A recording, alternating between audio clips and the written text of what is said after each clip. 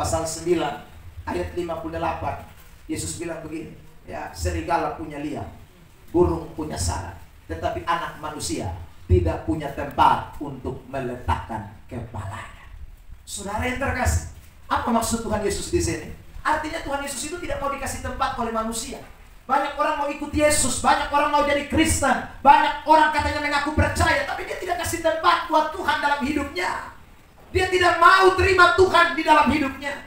Makanya saudara yang terkasih di dalam Tuhan, hari ini kita menemukan ada satu kata penting di dalam ayat yang ke-28 itu. Kata itu adalah marilah kepadaku. Ini adalah undangan pribadi, undangan yang mendesak kepada saudara dan saya yang tadi sekali lagi kadang-kala tidak mau kasih tempat buat Tuhan itu. Dia datang kepada kita secara pribadi, dia undang kita secara pribadi, saudara yang terkasih dalam Tuhan. Kata datanglah itu dipakai deute. Deute, saudaraku yang terkasih, itu berarti Tuhan sendiri yang menyatakan diri. Wih, kita ini siapa? Saudara yang terkasih dalam Tuhan, kita ini siapa? Saya tadi beri contoh itu, saudara. Seandainya saya tahu jauh-jauh gubernur saya yang mau datang di kita pun rumah, saya beberapa kali lihat orang-orang tertentu sambut orang besar. Aduh, betapa meriahnya, saudara. Karena itu orang besar mau datang. Nah, tapi Tuhan sudah datang secara pribadi. Gubernur dia tidak undang kita secara pribadi, dia suruh depan dan kirim pesan sah. Tapi orang hargai undangannya begitu luar biasa. Tuhan tidak. Dia tidak utus siapa-siapa untuk datang memberi pesan. Dia sendiri yang datang. Tinggalkan sorga, tinggalkan kekekalan, tinggalkan kenyamanan, datang undang saudara dan saya. Kita sangat terhormat sebenarnya, saudara terkasih dalam Tuhan. Selamat datang di channel YouTube Pendeta Ebenezer Plymouth. Jangan lupa subscribe.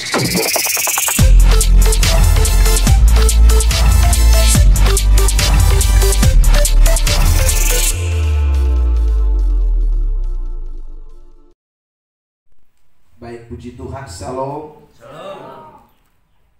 Kita bersyukur Tuhan baik, Tuhan luar biasa buat kita semua, sehingga sore hari ini kita boleh ada sebagaimana kita ada. Baik, saya mengajak kita untuk membuka Alkitab kita dari Injil Matius pasal yang ke-11 ayat 28 sampai ayat 30.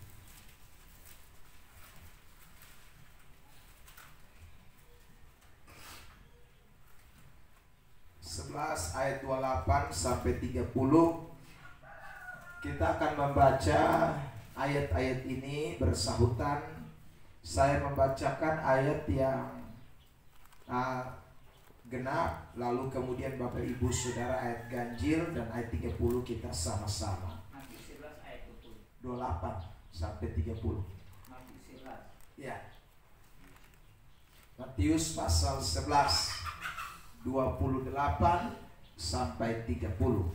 Saya baca lebih dulu. Marilah kepadaku semua yang letih lesu dan berbeban berat, aku akan memberikan kelegaan kepadamu. Verse 9. Pikulah yang kupasang dan belajarlah kepadaku, karena aku lemah lembut dan rendah hati, dan jiwamu akan mendapat ketenangan. 1, 2, 3. Sebab yang kupasang itu enak, dan bebanku pun ringan. Bapak Ibu Saudara yang terkasih di dalam Tuhan Yesus Kristus, ayat yang kita baca pada sore hari ini adalah satu ayat yang cukup terkenal buat kita semua orang-orang Kristen. Bahkan sebagian kita menjadikan ini sebagai ayat hafalan yang kita sering ucapkan dalam kehidupan kita hari lepas hari. Nah, saudara yang terkasih di dalam Tuhan, di dalam ayat yang tadi kita baca itu ada 3 bagian besar yang kita temukan di dalam ayat itu. Bagian besar yang pertama adalah Tuhan sedang menyampaikan kepada kita tentang kondisi keberadaan kita semua manusia yang hidup di bawah kolong langit ini. Jadi saudara, sekali lagi, di bagian yang pertama itu Tuhan sedang beritahu kepada kita semua manusia, tentang kehidupan kita, atau tentang kondisi keberadaan kita yang hidup di bawah kolong langit ini. Saudara yang terkasih, lalu bagian besar yang kedua, setelah Tuhan memberitahukan kepada kita seputar tentang kondisi kita, keberadaan kita manusia yang hidup di planet bumi ini, Dia kemudian memberikan semacam solusi atau tawaran kepada kita semua yang sedang berada dalam kondisi keberadaan yang nanti sebentar kita akan lihat seperti apa itu. Dia memberikan tawaran, memberikan solusi, memberikan cara supaya bisa keluar dari kondisi yang terpuruk itu, saudara yang terkasih. Lalu yang ketiga, di dalam teks ini kita menemukan bagaimana Tuhan itu memberikan jaminan atau janji bagi saudara dan saya yang sungguh-sungguh mau meresponi, yang sungguh-sungguh mau menanggapi apa yang diberikan atau diperintahkan Tuhan kepada kita. Nah, saya ajak kita untuk memperhatikan step by step atau satu persatu dari 3 bagian besar yang kita temukan di dalam teks ini. Perhatikan yang pertama, saudaraku. Kita kembali melihat ayat yang ke-28 dari Injil Matius pasal 11. Ada kalimat ini, marilah kepadaku semua yang letih lesu. Garis bawahi kata letih lesu. Lalu ada kata semua. Itu berarti tidak terkecuali. Siapapun manusia di bawah kolong langit ini rupanya ada di dalam keadaan yang namanya letih dan lesu. Saudara yang terkasih di dalam Tuhan Yesus Kristus, kata letih lesu ini di dalam bahasa asli Alkitab kita atau bahasa Yunani itu memiliki makna adalah suatu upaya usaha dari manusia yang sudah sungguh-sungguh tetapi akhirnya mencapai yang namanya kesia-siaan atau kegagalan. Dalam bahasa Yunani dipakai kata kopiontes. Jadi saudara, semua manusia di dunia ini semua berusaha, semua berupaya, semua bekerja keras, semua ingin mendapatkan sesuatu, melakukan sesuatu. Tetapi rupanya Tuhan memberikan konfirmasi kepada kita atau memberikan pernyataan kepada kita bahwa semua usaha, semua perilaku yang kita lakukan, kerja keras yang kita lakukan ini ternyata ujung-ujungnya adalah kegagalan. Ujung-ujungnya adalah kesia-siaan. Ujung-ujungnya tidak memperoleh sesuatu. Itulah usaha manusia. Saudara yang terkasih dalam Tuhan, saya berikan satu contoh ayat di dalam Injil Lukas pasal 5 tentang kata kopiontes itu atau letih lesu atau usaha manusia yang sampai kepada titik yang namanya kegagalan itu. Lukas pasal 5 ayat yang ke-5. Perhatikan firman Tuhan. Saya bacakan. Simon menjawab, Guru, telah sepanjang malam kami bekerja keras. Ya. Jadi Simon Petrus ini bukan kerja main-main, kerja keras. Usaha setengah mati. Dan kami tidak menangkap apa-apa. Ini kopiontes. Ya. Usaha, tapi tidak dapat apa-apa. Akhirnya letih lesu. Ya, kata yang dipakai itu sama dalam Matius 11 ayat yang ke-28 tadi. Itulah saudara dan saya. Ya, tetapi karena engkau menyuruhnya, aku akan menebarkan jala juga. Jadi saya ulang lagi, semua manusia di bawah kolong langit ini, ya kalau tanpa Tuhan atau tanpa Allah, tanpa Kristus, maka tidak ada satupun yang tidak mengalami yang namanya keletihan dan kelesuan. Kita semua pasti akan mengalami kegagalan dengan semua upaya kita, dengan semua kerja keras kita, dengan semua saudaraku jeripaya kita. Kita akan sampai kepada satu titik yang namanya gagal. Anak-anak Tuhan, ya. Kita akan sampai kepada satu titik yang namanya sia-sia. Makanya seorang yang sangat terkenal di dalam Alkitab namanya Salomo. Salomo itu saudara yang terkasih di dalam Tuhan, dia tidak punya apa, semua dia punya habis. Ya, kebun bukan hanya kebun, Alkitab bilang kebun-kebun. Saudara yang terkasih dalam istri bukan hanya istri, istri. Ya. Saudara yang terkasih, rumah bukan hanya rumah, rumah. Jadi rumah bukan satu. Saudara, lembu bukan cuma lembu, lebih dari satu. Dia punya harta sangat berlimpah. Dia punya segala-galanya, tapi dia menulis satu kitab yang kita kenal dengan kitab yang memberikan pernyataan kesia-siaan. Saudara, satu kesimpulan yang diberikan oleh Salomo, dia tahu semua di bawah kolong langit ini ternyata hanya usaha menjaring angin. Dia katakan, semuanya sia-sia. Inilah saudara yang terkasih dalam kondisi manusia. Jadi saudara bisa lihat orang kaya, tetapi dia kalau kaya tanpa Tuhan, dia kaya dalam kesia-siaan. Kalau ada orang yang berlimpah harta, tapi kalau dia berlimpah harta tanpa Tuhan, dia sedang ada dalam titik yang namanya kesia-siaan, kegagalan. Siapa saja, tidak terkecuali pejabat kok, saudara, atau orang berpangkat kah. Kalau dia tanpa Tuhan, maka semua sekali lagi hanya adalah kesia-siaan. Kopiontes, itulah keadaan kita. Itulah kondisi saudara dan saya, saudara yang terkasih di dalam Tuhan. Nah, yang kedua, selain ayat itu berkata kita ini letih lesu, kalimat selanjutnya adalah berbeban berat. Sugagalai, susah setengah mati, semua sia-sia lain, tambah lagi beban berat. Saudara, kata beban berat itu dipakai kata pefortismenoi dalam bahasa Yunaninya. Pefortismenoi itu artinya, saudara yang terkasih, semacam ada suatu beban yang menindih atau beban yang menekan, satu beban yang saudara itu tidak bisa diangkat oleh siapapun, satu beban yang begitu berat. Itu akan ada dalam hidup orang itu. Saya tidak tahu saudara, tapi saya sering orang datang lalu kemudian menceritakan tentang masalah hidupnya, lalu dia bilang begini, Bapak, kita sesak napas setiap hari. Saya bilang, kenapa? Ada sakit jantung? Tidak Bapak, tapi kalau itu masalah mulai muncul di kepala, beta rasa mulai bisa bernapas tuh kesesak, sama kayak ada yang tekan dari atas. Saudara, itulah yang namanya pefortismenoi. Jadi manusia itu, saudara terkasih dalam Tuhan, kalau tanpa Tuhan hidupnya itu semacam ada tekanan-tekanan dalam dirinya. Ada semacam beban yang tidak bisa diangkat oleh siapapun. Itu kondisi manusia tanpa Tuhan.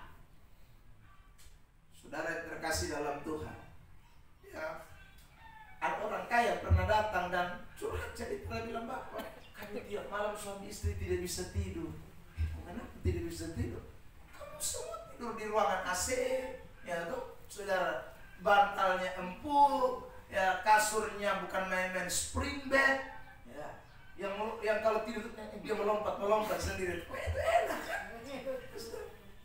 Sementara kita kadang-kadang tidur di kasur yang kapok, kita langsung taruh, jangan kapok, balik-balik, motor langsung nyenyak. Memang Nah ini saudara bayangkan, orang tidur di tampak yang begini enak ini, tapi dia tidur soalnya bisa bola balik kiri kanan. Saudara, kenapa? Karena ada beban berat yang menindih, ada tekanan yang begitu besar yang membuat dia tidak bisa buat apa-apa.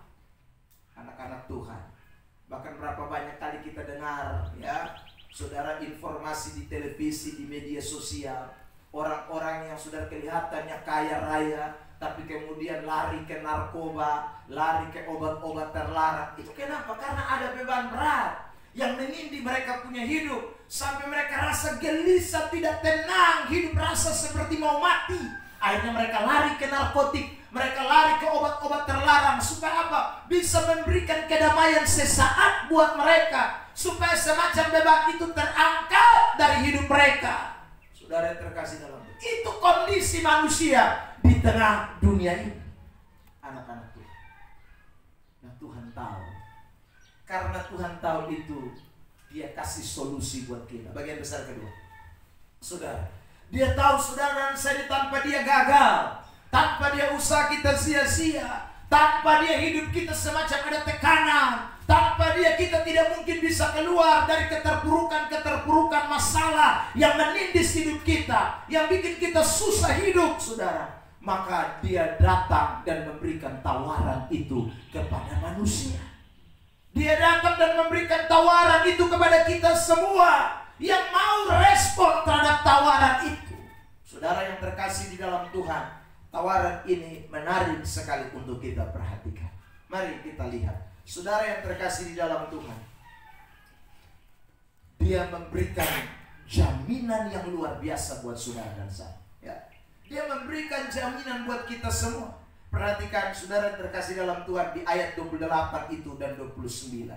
Ada kalimat di sana, kata kelegaan atau ketenangan. Marilah kepadaku semua yang letih lesu dan berbeban berat, aku akan memberikan kelegaan.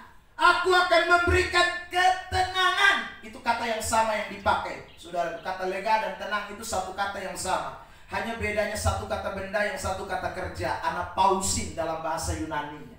Saudara yang terkasih di dalam Tuhan, ya. Jadi Tuhan itu datang dan kemudian dia kasih tahu sama kita, kamu yang beban berat, kamu yang letih lesu, kamu yang tertindih dengan berbagai macam. Ada lagu kan, tertindih dengan beban berat. Ya toh, saudara. Itu dari ayat ini. Kita ini seperti itu. Tetapi Tuhan datang dan dia mau beri jaminan kepada kita. Jaminan itu adalah kelegaan. Dia memberikan ketenangan. Bahasa asli Alkitab, anapausin. Nah, kata anapausin itu, saudaraku yang terkasih, memiliki makna bukan hanya sekedar sesuatu yang pasif, ya, tetapi memiliki makna sesuatu yang aktif dan berbobot. Anapausin. Maksudnya begini, ketenangan itu tidak lahir sendiri, atau ketenangan itu tidak muncul sendiri. Anapausin itu sama seperti kita lihat di Aquamore ini, saudara. Tidak tiba-tiba dia jadi Aquamore begini, tapi ada produksi, ada pabrik yang mengolah sampai akhirnya muncul Aquamore, saudara. Atau yang sebelah lagi Aquavit dan lain sebagainya.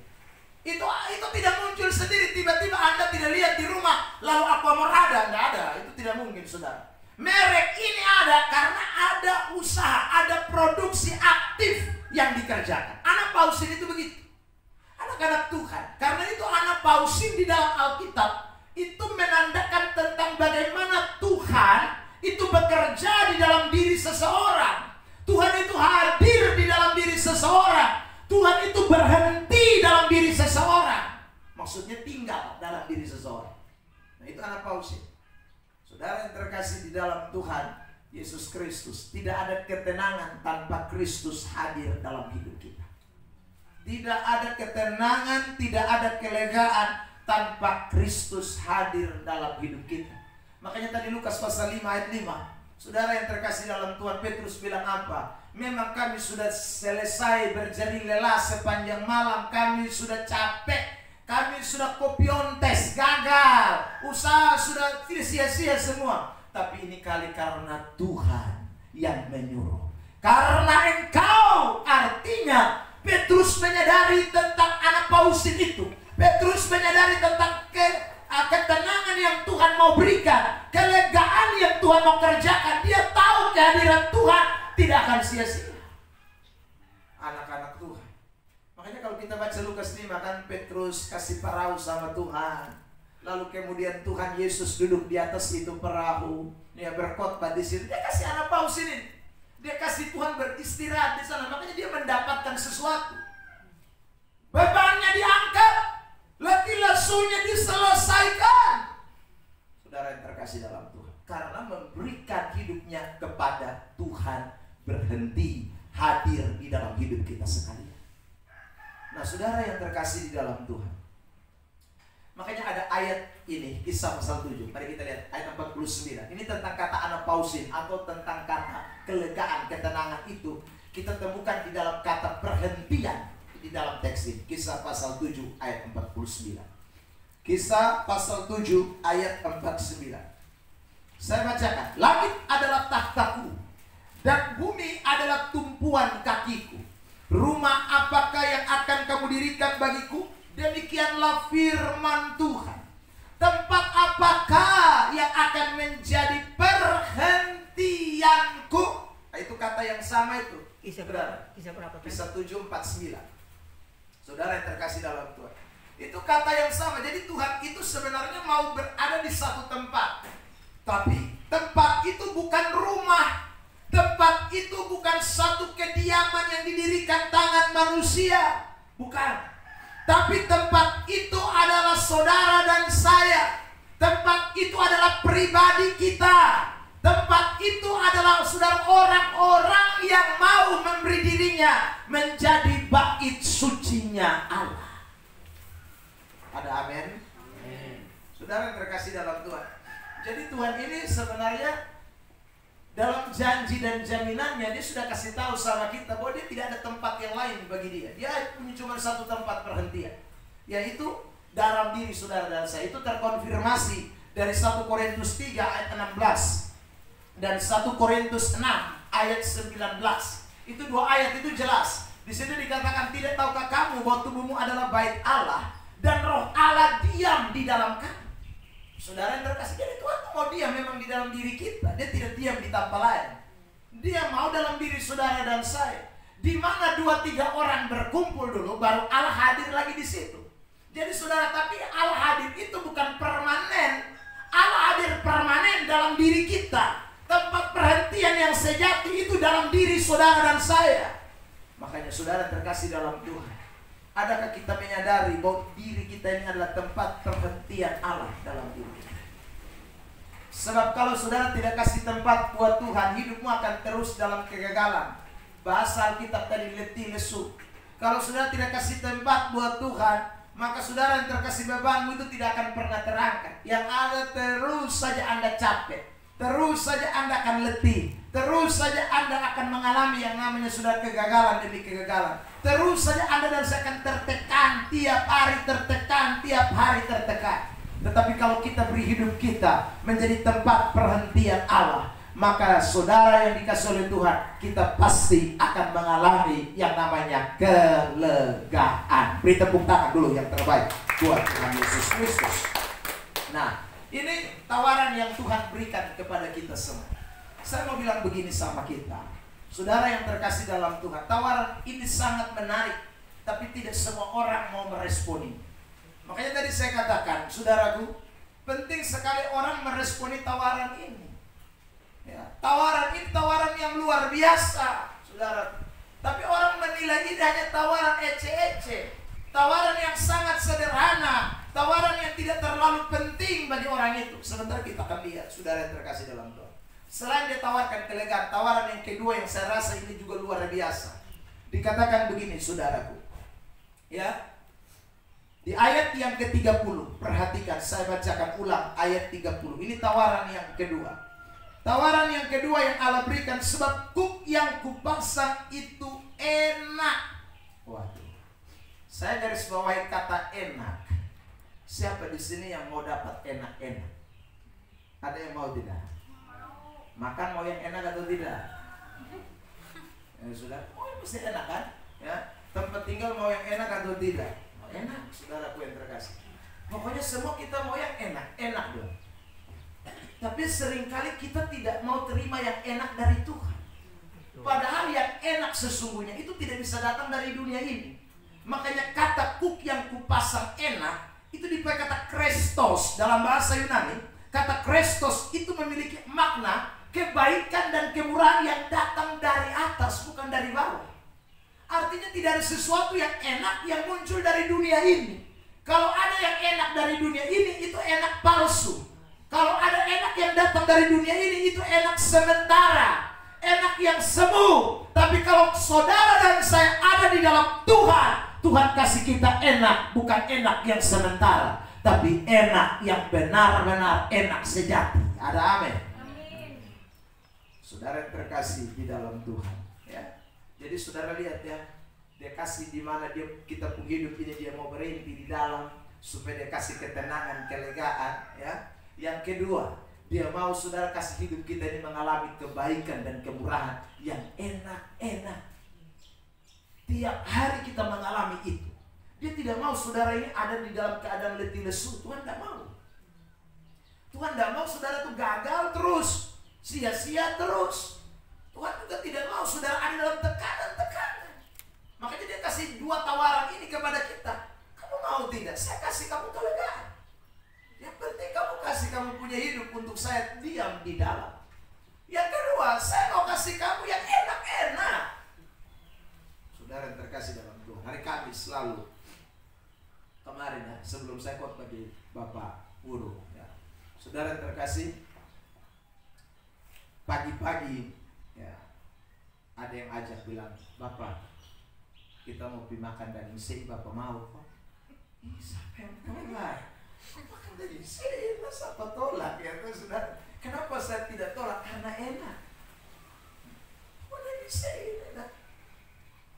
Lalu saya bilang, kalau gitu kita ke aroma saja. Yang Bapak, saya ini dengar bukan aroma, saya mau ke bau itu yang katanya pusatnya di sana. Oh begitu ya? Enggak apa-apa, boleh. Saya tambah senang lagi ya, saudaraku kan. Ini sampai kita ke bau di sana cari daging sei ini. Ya, saudara. Nah saya pikir cuma saya sendiri. Dibilang, Bapak, jangan hanya Bapak sendirilah. Ajak semua yang ada di dalam rumah. Kebetulan istri saya kemarin masih ada di Surabaya, di Jakarta. Jadi saudara saya bersama anak-anak.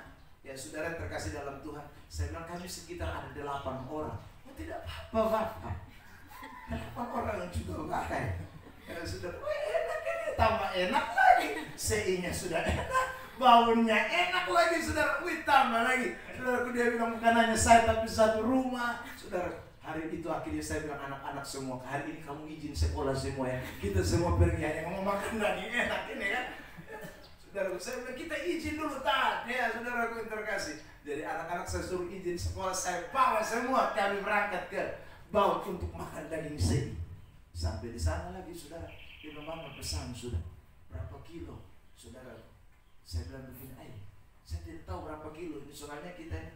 Saya bilang tunggulah, pesan dulu setengah kilo lah, nanti kalau kita, Bapak jangan setengah kilo ya. Kalau gitu sekalian 2 kilo lah. Saya bilang jangan 2 kilo ya, nanti kita buang-buang berkat ya. Saya bilang pesan dulu 1 kilo ya, 1 kilo kita makan, kalau kurang baru kita tambah lagi. Saudara yang terkasih dalam Tuhan, ternyata kami makan 1 kilo, kami sudah tidak mampu lagi ya. Semua mereka teler habis makan 1 kilo saja itu saudara. Sudah 1 kilo, saudara yang terkasih, dia bilang tambah, sudah kita mau pulang lagi. Saya bilang sudah cukup, ini sudah lumayan ini saudara yang terkasih ya. Pulang semua teler di atas mobil. Saya kasih turun mereka bisa siap-siap karena mau datang khotbah di sini, saudaraku. Lalu kemudian saya datang khotbah, pelayanan selesai, saya pulang, semua masih tertidur nyenyak. Saya kasih bangun, Bang, sudah semalam ini. Dia bilang, Bapak, kayaknya ini daging babi bikin botong sampai tertidur nyenyak-nyenyak. Bukan karena memang bosong yang voe ya, saudara. Lalu dunia ini, saudaraku, kasih tawaran enak saja orang terima. Padahal saya ulang lagi, tawaran enak yang sementara. Daging sei enak tanya di hari Kamis itu sudah habis. Selesai itu sudah selesai, potong makan ulang kangkung, sayur sawi dan lain sebagainya, tempe. Kembali lagi. Tapi saudara dengar baik-baik, Kristus, tawaran Tuhan yang katanya enak tadi, Kristus itu bukan 1-2 kali, tiap hari Tuhan kasih kepada saudara dan saya yang mau terima sesuatu dari Dia. Ada amin? Amin. Bilang samping kiri kamu mau tolak yang enak?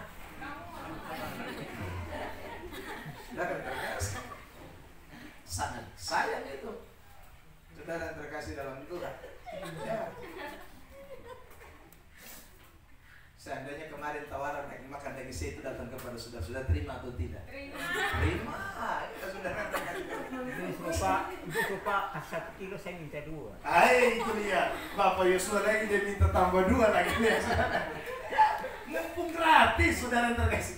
Ya, tapi sekali lagi ini ingatlah baik-baik, bahwa dari manusia saja kita terima, apalagi dari Tuhan. Betul. Anak-anak Tuhan. Tapi sekarang kita akan lihat, ternyata respon manusia tidak seperti respon kita ini yang kita sedang bicara. Saudara yang terkasih dalam Tuhan, Tuhan kasih kelegaan, Tuhan kasih enak, tapi manusia tidak mau. Tuhan tidak mau tinggal di gedung, Tuhan mau tinggal dalam diri kita, tapi kita tidak mau. Saudara, sekarang saya tanya lagi, sudah tiba-tiba Gubernur Melki Lakalena berkata, saya mau kediaman saya berpindah di rumah Bapak Yosua. Kira-kira Bapak Yosua mau tidak? Mau. Saudara terkasih dalam Tuhan, Gubernur yang mau tinggal. Saudaraku, apalagi nih raja di atas segala raja. Dia bilang, saya tidak mau tinggal di istana, saya tidak mau tinggal di rumah yang dibuat tangan manusia. Saya mau tinggal dalam diri kamu. Harusnya orang mau kan? Saudara yang terkasih dalam Tuhan, saya mau kasih kamu yang enak-enak. Kamu mau tidak? Saudara yang terkasih dalam Tuhan. Tapi sekali harusnya kita semua bilang, mau dong, enak. Tapi saya ulang lagi saudara, dua hal yang Tuhan tawarkan ini seringkali ditolak oleh manusia. Saya beri contoh kasus. Waktu Yesus datang, saudara yang terkasih, sebentar lagi kita merayakan Natal di bulan Desember. Yesus datang, saudara yang terkasih, dia tinggalkan kenyamanan sorga. Amin. Untuk mau datang tinggal pada diri manusia. Tapi saudara, berapa banyak orang yang mau terima? Tidak ada. Semua tutup rapat. Sampai dia lahir di mana? Kandang. Padahal yang mau datang lahir ini raja di atas segala raja. Saudara yang terkasih dalam Tuhan, pemilik alam semesta. Ya, dia datang bukan bikin kita rugi, tapi malah untung. Tapi orang tidak terima dia. Yang dia datang kasih enak, kasih kelegaan, kasih semua. Dari gagal kamu jadi berhasil. Jadi yang tidak bisa kamu jadi bisa. Banyak orang tidak mau terima dia. Bahkan waktu Tuhan Yesus sedang pelayanan, saudara yang terkasih di dalam Tuhan, Lukas pasal 9 ayat 58, Yesus bilang begini, ya, serigala punya liang, burung punya sarang, tetapi anak manusia tidak punya tempat untuk meletakkan kepalanya. Saudara yang terkasih, apa maksud Tuhan Yesus di sini? Artinya Tuhan Yesus itu tidak mau dikasih tempat oleh manusia. Banyak orang mau ikut Yesus, banyak orang mau jadi Kristen, banyak orang katanya mengaku percaya, tapi dia tidak kasih tempat buat Tuhan dalam hidupnya. Dia tidak mau terima Tuhan di dalam hidupnya. Makanya saudara yang terkasih di dalam Tuhan, hari ini kita menemukan ada satu kata penting di dalam ayat yang ke-28 itu. Kata itu adalah marilah kepadaku. Ini adalah undangan pribadi, undangan yang mendesak kepada saudara dan saya yang tadi sekali lagi kadang-kala tidak mau kasih tempat buat Tuhan itu. Dia datang kepada kita secara pribadi, dia undang kita secara pribadi, saudara yang terkasih dalam Tuhan. Kata datanglah itu dipakai deute. Deute, saudaraku yang terkasih, itu berarti Tuhan sendiri yang menyatakan diri. Wih, kita ini siapa? Saudara yang terkasih dalam Tuhan, kita ini siapa? Saya tadi beri contoh itu, saudara. Seandainya saya tahu jauh-jauh gubernur saja yang mau datang di kita pun rumah. Saya beberapa kali lihat orang-orang tertentu sambut orang besar. Aduh, betapa meriahnya. Saudara, karena itu orang besar mau datang. Nah, tapi Tuhan sudah datang secara pribadi. Gubernur dia tidak undang kita secara pribadi, dia suruh dia ajudan kirim pesan sah. Tapi orang hargai undangannya begitu luar biasa. Tuhan tidak. Dia tidak utus siapa-siapa untuk datang memberi pesan. Dia sendiri yang datang. Tinggalkan sorga, tinggalkan kekekalan, tinggalkan kenyamanan, datang undang saudara dan saya. Kita sangat terhormat sebenarnya, saudara yang terkasih dalam Tuhan. Makanya sangat, minta maaf saya pakai kalimat ini, ya, dalam tanda kutip lah, sangat bodoh, tolol, saya pakai kata itu, kalau manusia sampai tidak mau beri tempat kepada Tuhan. Ini undangan pribadi, undangan spesial. Kapolda yang lalu pernah kasih undangan spesial kepada saya. Wih, saya rasa terhormat sekali Kapolda yang undang, ya. Padahal yang mau undangannya bukan dia ajudan, dia datang antar undangan. Tapi bagi saya ketika lihat Kapolda, wih, rasa terhormat betul-betul Kapolda yang undang. Adakah kita merasa bahwa Tuhan yang datang undang saya? Hidup saya mau kasih tempat buat Tuhan. Ini bukan main-main saudara. Saya mau siap ruang VIP. VVIP bukan hanya VIP, VVIP. Ini ruang eksklusif, ruang istimewa, ruang yang sangat spesial. Saya akan kasih bagi Tuhan Allah untuk hadir dalam hidup saya. Karena dia hadir bukan datang bikin rugi, tapi dia hadir justru datang memberikan kelegaan, memberikan ketenangan, memberikan hal-hal yang enak dalam hidup saya dan saudara. Ada amin? Amin. Bilang samping kiri kanan, adakah tempat buat Tuhan? Iya, adakah Bilang samping kiri kanan, dalam hati saya Tuhan punya tempat spesial. Haleluya. Amin. Amin. Harus saudara yang terkasih. Kalau Tuhan tidak dapat ruang VIP dalam hidup kita, aduh, sangat disayangkan. Kalau saudara cuma taruh Tuhan di teras, Tuhan cuma ditaruh di pinggir, Tuhan cuma ditaruh di gudang, aduh, saudara yang terkasih, makanya hidupmu tiap hari penuh dengan berbeban berat. Ya. Makanya hidupmu tiap hari saudara ada dalam kegagalan, keletihan, kelesuan. Karena kamu sedang taruh Tuhan di gudang, kamu sedang taruh Tuhan di halaman, di teras, di ruang-ruang sempit. Kamu tidak kasih ruang yang terbuka buat Tuhan menguasai hidupmu. Saudaraku, tapi kalau Anda berikan hidupmu kepada Tuhan dengan seutuhnya, maka dia akan menyelesaikan segala sesuatu dalam hidupmu. Beri tepuk tangan terbaik buat Tuhan Yesus Kristus. Ini yang kita tidak boleh lupa. Maka tiap hari saudara kalau berdoa, mesti kasih tahu sama Tuhan, Tuhan ini ruang spesial Tuhan, kami sudah siap untuk Engkau. Tidak ada tempat bagi yang lain. Ini ruangan hanya khusus bagi Tuhan. Tuhan yang boleh hadir di situ. Tuhan yang boleh bertakhta di situ. Tuhan yang harus menguasai tempat itu. Itulah hidup saya, saudara. Anak-anak Tuhan, hidup Anda akan diberkati Tuhan. Ya mari mas. Ya. Karena Tuhan dapat ruang yang paling spesial. Tuhan dapat ruang yang paling utama dalam hidup saudara dan saya. Ya. Tapi kalau tidak ya susah. Saya beri contoh kasus Lukas pasal 16 ayat yang ke-19 tentang orang kaya. Saudara yang terkasih dalam Tuhan, dia kaya raya, tapi Tuhan tidak dapat tempat dalam hidupnya. Akhirnya apa? Hidupnya jadi sia-sia bukan? Hidupnya akhirnya hancur. Ayat 23 beritahu kepada kita orang kaya itu mati lalu dikuburkan dan sengsara menderita di sana. Ya, karena dia tidak beri tempat kepada Tuhan di dalam hidupnya. Selama hidup dia hanya kasih tempat buat harta.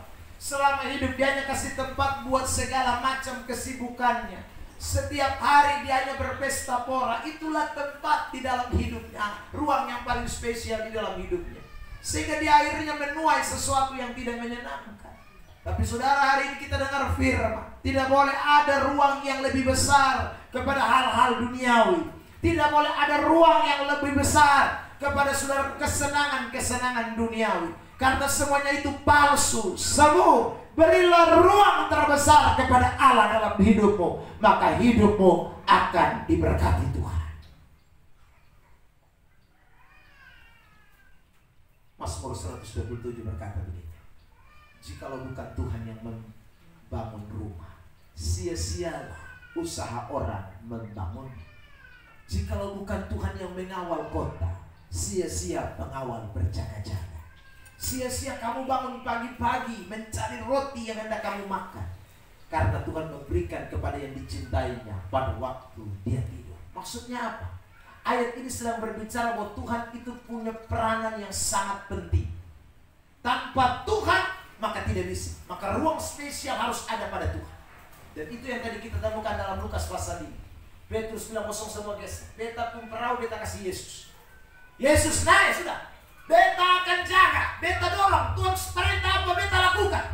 Dia beri ruang kepada Tuhan seutuhnya. Makanya waktu jala ditaburkan, waktu jala dilabuhkan, waktu jala dilempar, Alkitab berkata kepada kita bahwa jala itu tidak bisa ditarik karena banyaknya ikan. Tuhan rubah kegagalan jadi mujizat. Tuhan rubah keterpurukan menjadi sukacita. Karena sekali lagi ada ruang, ada tempat bagi Tuhan. Ada amin. Jangan lupa itu. Kedua, saudara yang terkasih di dalam Tuhan, kata yang saya ingin soroti dari ayat itu adalah, saudaraku yang terkasih, ada kata belajarlah padaku. Ya, saudara yang terkasih di dalam Tuhan, ini penting. Bukan belajarlah padaku. Yang kedua, kuk yang kupasang. Saya mau garis bawahi dulu kalimat itu. Saudara yang terkasih di dalam Tuhan, ini kata yang menarik untuk kita sama-sama perhatikan. Ya, pikulakuk yang kupasang. Kata yang saya mau tekankan adalah kata pikula. Saudara, pikula kuk itu tidak bisa satu orang, tidak bisa, mesti dua. Kuk itu harus dua. Kuk itu yang ditaruh di atas kerbau atau lembu atau sapi. Ya, waktu orang mau bajak sawah pasti ada dua lembu atau dua sapi. Lalu kemudian ada kayu di atas, itu kayu nanti ditarik ke bawah. Lalu kemudian nanti ada orang yang membajak sawah, itu berdiri di atasnya. Lalu itu kuda lagi, itu sapi atau kerbau akan dipukul untuk membajak sawah. Itu namanya kuk. Jadi kayu palang yang ada di atas sapi itu namanya kuk. Saudara yang terkasih dalam Tuhan, itu ayat bilang pikulah kuk yang kupasang. Saudara, kata pikulah kuk itu dipakai kata arate zigon dalam bahasa Yunani. Kata arate itu artinya orang-orang yang melakukan sesuatu berdasarkan firman Allah. Jadi bukan lakukan seenak-enaknya saja.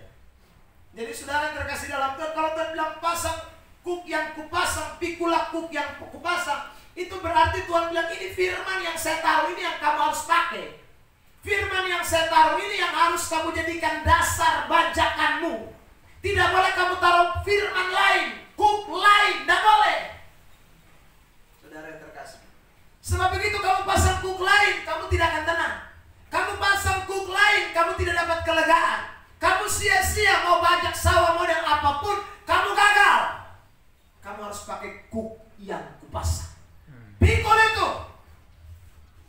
Anak-anak Tuhan, hidup kita ini, selain kita kasih tempat buat Tuhan Allah, yang kedua, prinsip hidup kita tidak boleh yang lain.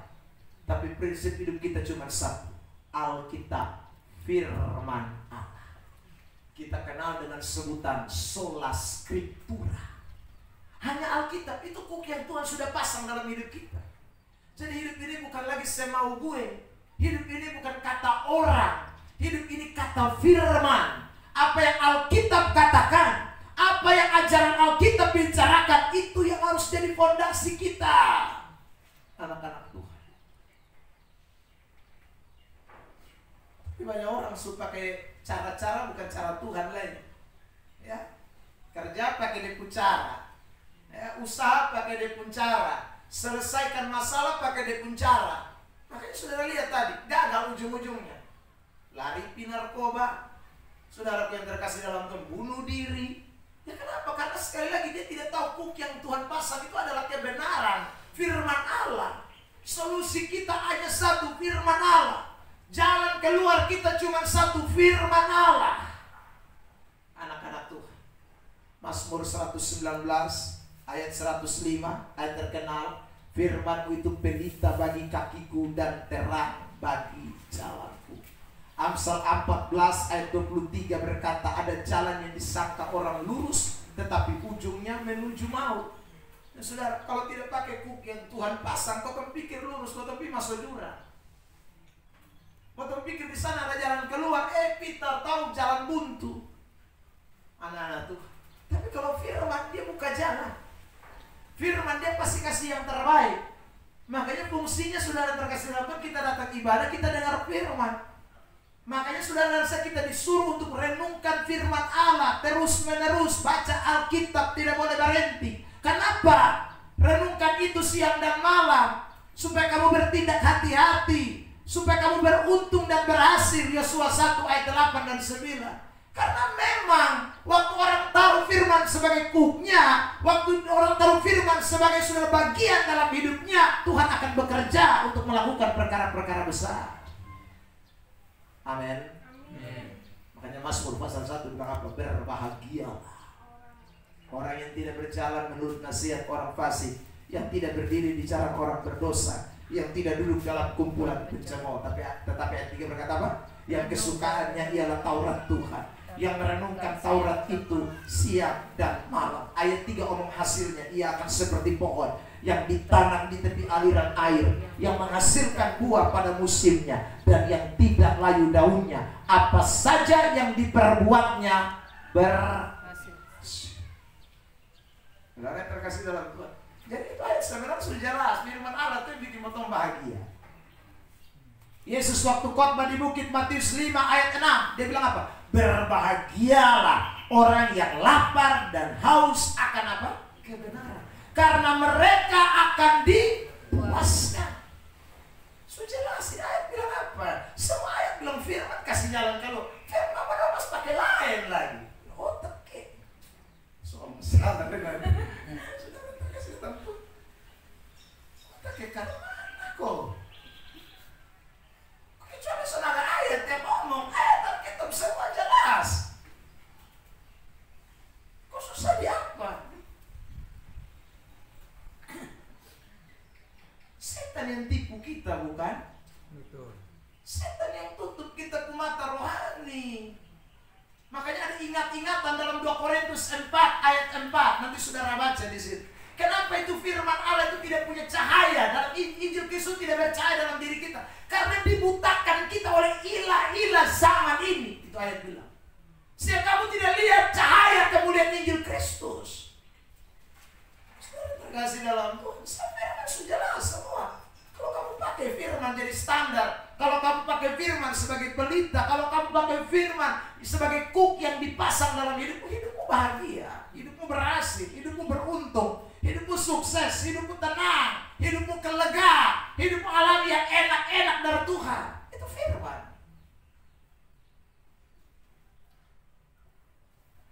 Bahkan pendeta-pendeta sering suka bicara setelah baca ayat Alkitab, dong omong ini ayat. Ya, yang berbahagia ialah setiap mereka yang merenungkan firman Allah itu, melakukannya hari, membacanya, merenungkannya dan melakukannya hari lepas hari. Shalom.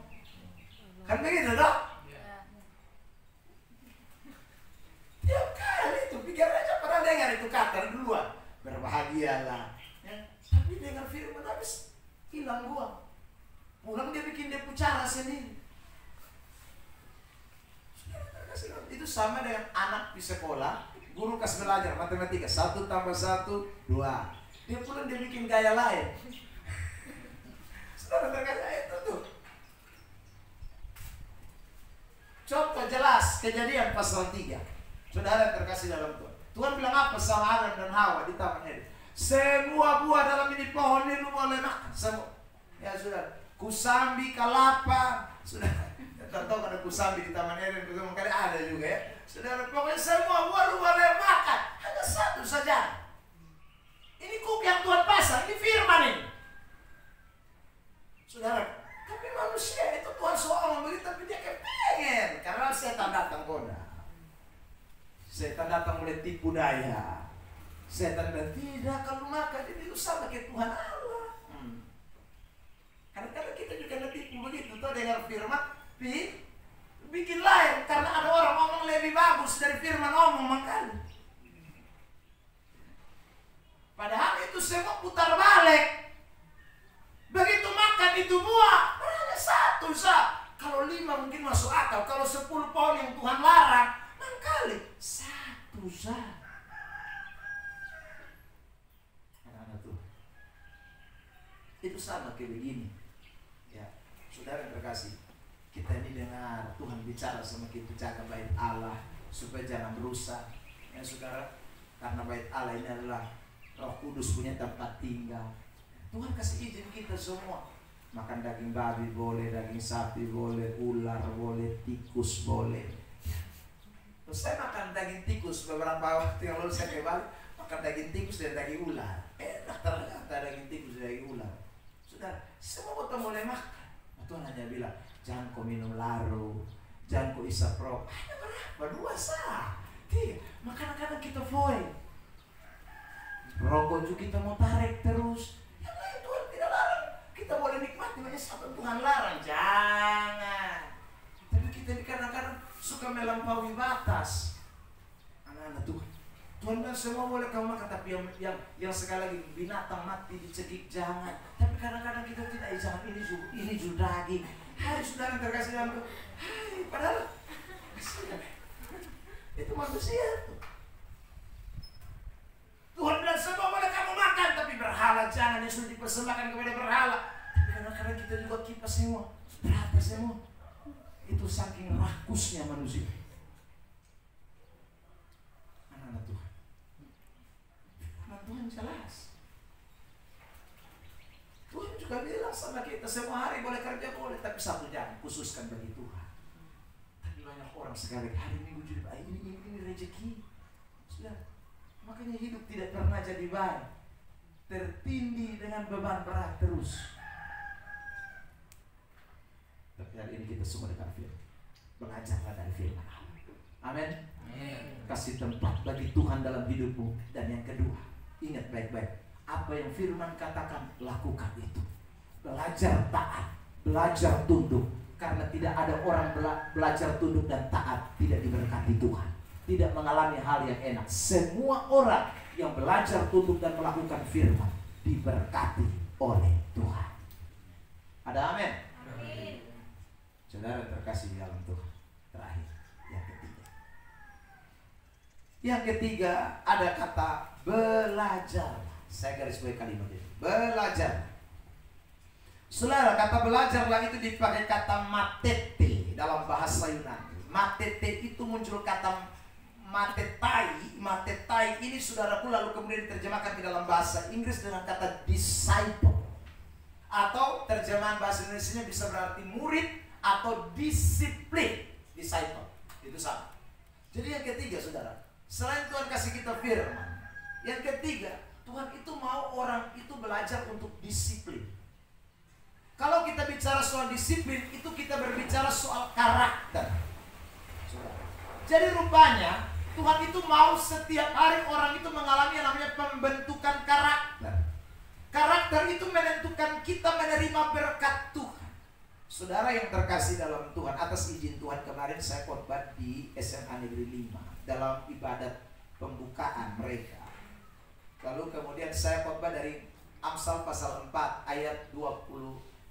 Ayat terkenal itu, jagalah hatimu dengan segala kewaspadaan, karena dari situlah terpancar kehidupan. Kata terpancar kehidupan itu dalam bahasa Ibrani, saudaraku, dipakai kata natsyah takim. Itu artinya, saudara terkasih dalam Tuhan, sumber-sumber kehidupan.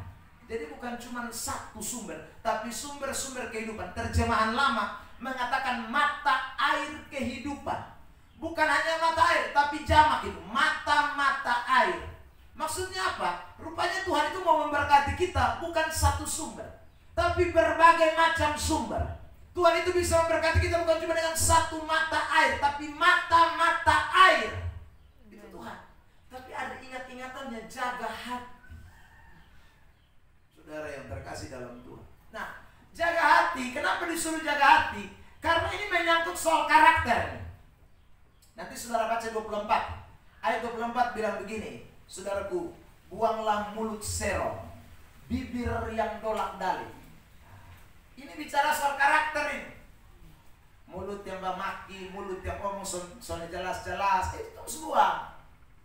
Mau sumber-sumber keluar, mau mata-mata air ada, mesti buang mulut serong, mesti buang bibir dolak-dalik, putar balik, tukang tipu, semua. Ini karakter, ini disiplin. Anak-anak Tuhan, ada banyak orang mau berkat tapi tidak mau disiplin.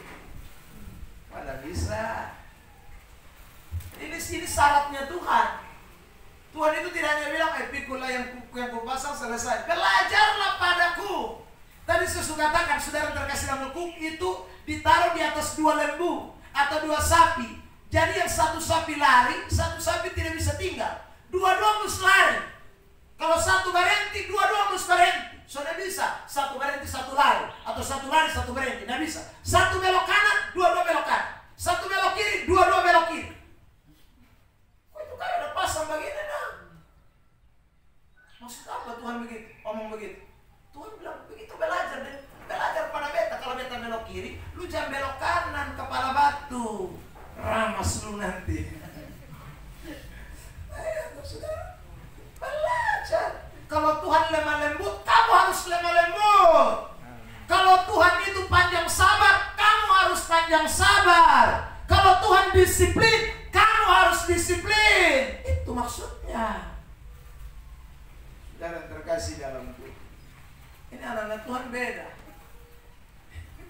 Tuhan lemah lembut dong, darah tinggi terus. Ikut Tuhan mana? Berarti kuki yang dipasang itu lu dan setan. Makanya setan bawa lupik darah tinggi terus. Kalau dan Tuhan tidak bisa.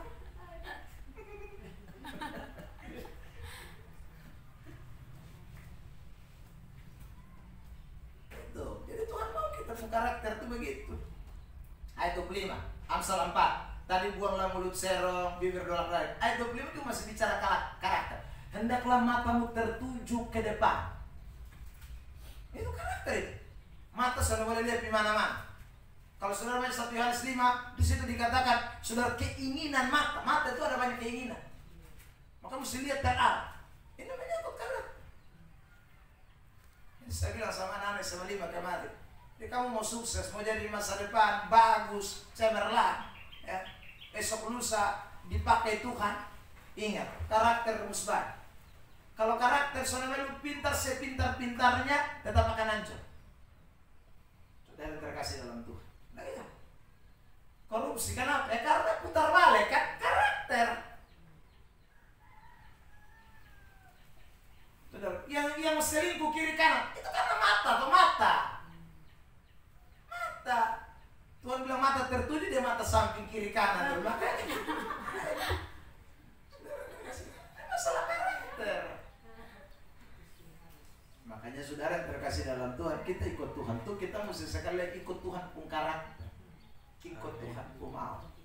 Saya tidak tahu saya suka cerita ini di sini atau belum, tapi saya ulangi lagi cerita ini untuk kesehatan karena saya suka bicara ini.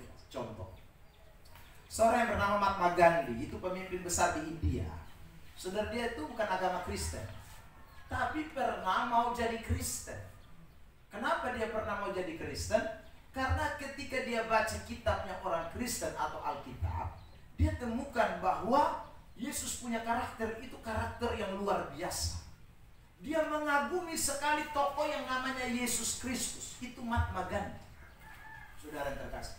Sehingga satu hari dia memutuskan diri untuk saudaraku pergi ke gereja. Saudara, dia mau jadi Kristen hari itu.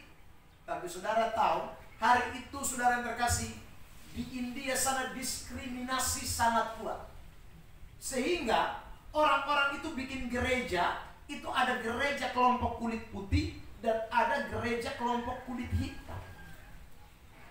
Yang namanya gereja kelompok kulit putih, hitam-hitam model kekotak sudah boleh masuk. Ya. Yang putih-putih saja yang boleh masuk di itu gereja kulit putih. Begitu juga sebaliknya di gereja kulit hitam, yang putih-putih tidak boleh datang. Saudara terkasih dalam Tuhan. Jadi Ibu Beno, kalau ini gereja kulit hitam, Ibu tidak bisa datang sini. Ah gitu. Saudara, Ibu cari gereja kulit putih. Nah, Mahatma Gandhi ini kan dia tidak tahu. Yang tahu dia tahu gereja Kristen. Saudara, hari itu dia jalan tak salah. Bagi saya jalan tak salah. Dia ini kan kulit hitam. Orang India asli itu hitam dia, sama kayak botol. Nah, bahkan mereka lebih hitam, kadang-kadang sama kayak kami orang alam. Saudara terkasih dalam Tuhan, dia pilih gereja kulit putih. Begitu sampai di pintu gereja kulit putih, saudara langsung kontak. Penerima tamu gereja itu berkata, minta maaf Pak, Anda salah gereja. Kami di sini gereja kulit putih. hari itu Mahatma Gandhi, orang Kupang bilang tipi batu. Dia bilang ternyata ajaran Yesus tidak seperti pengikut-pengikutnya. Yesus berbeda dengan pengikut-pengikutnya. Yesus seorang yang luar biasa, tapi tidak dengan pengikut-pengikutnya. Dia anti jadi Kristen hari ini. Saudara terkasih dalam Tuhan. Kenapa? Saya ulang lagi. Karena karakter tidak mencerminkan Kristus.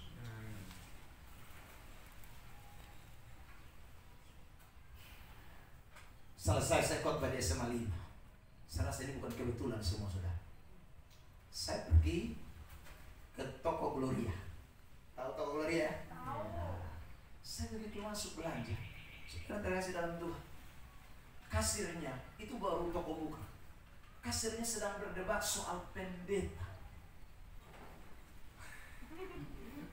Yang satu bilang, orang pendeta itu kan mau sekolah teologi.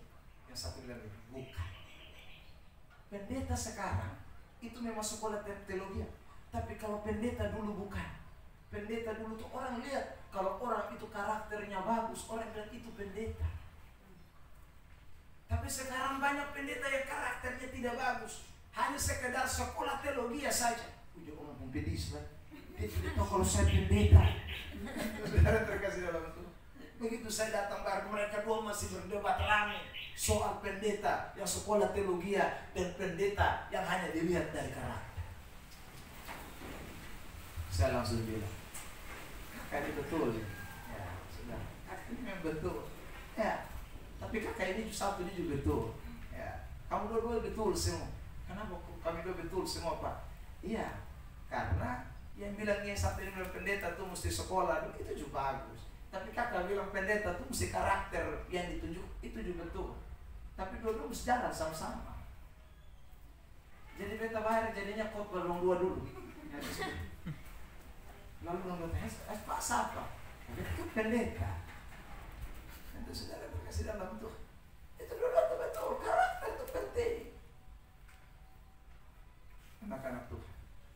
Satu hari seorang pendeta KKR di satu tempat, sudah. Dia KKR dan hari itu dia bicara banyak soal karakter. Salah satu karakter yang ditekankan dalam khotbahnya adalah soal kejujuran. Orang Kristen harus jujur. Saudara yang terkasih.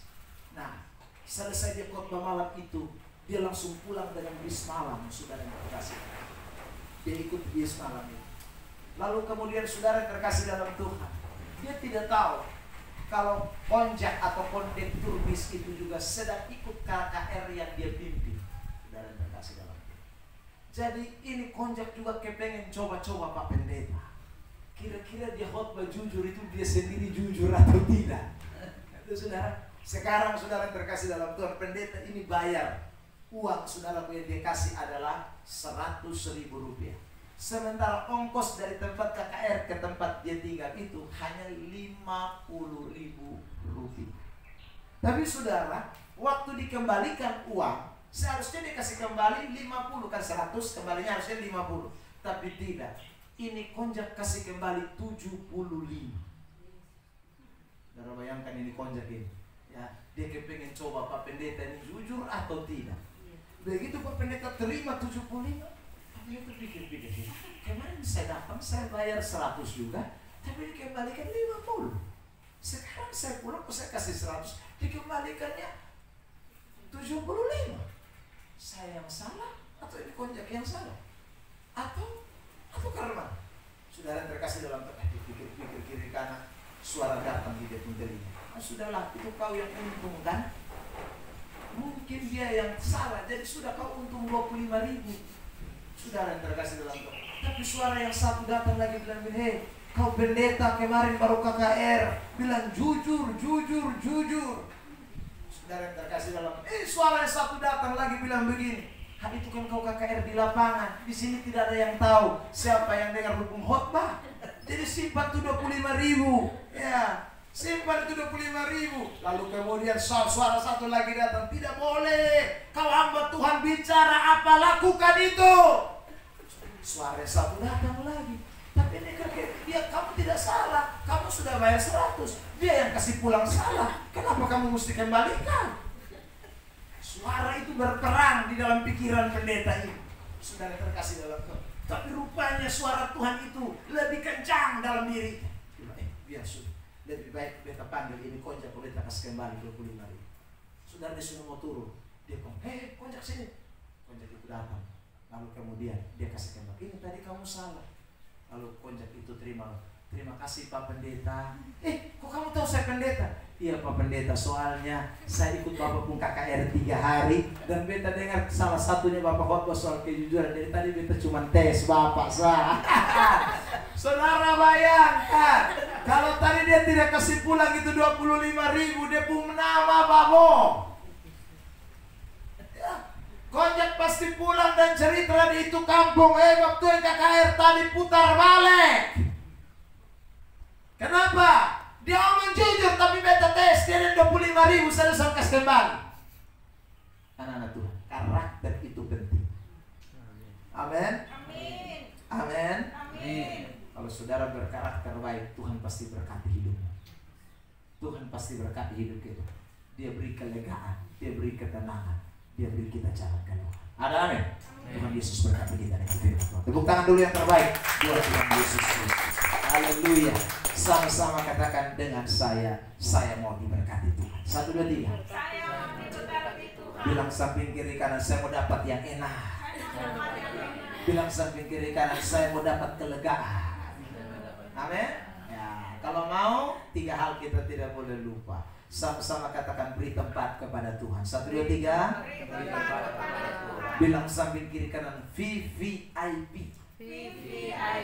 Amin. Ya, saudara bukan di teras, bukan di pinggir, tapi di ruang spesial kita kasih sama Tuhan. Amin. Yang kedua, sama-sama katakan pikul kuk. 1, 2, 3. Bilang samping kiri kanan itu firman Allah. Ya, pegang itu baik-baik. Yang ketiga, saudara yang terkasih dalam Tuhan, sama-sama bilang sama saya karakter. Bilang samping kiri kanan tiap hari harus berubah. Amin, amin. Ya, itu pasti saudara akan diberkati Tuhan. Beri dulu sekali lagi tepuk tangan yang terbaik buat Tuhan Yesus Kristus. Kita nyanyikan satu pujian.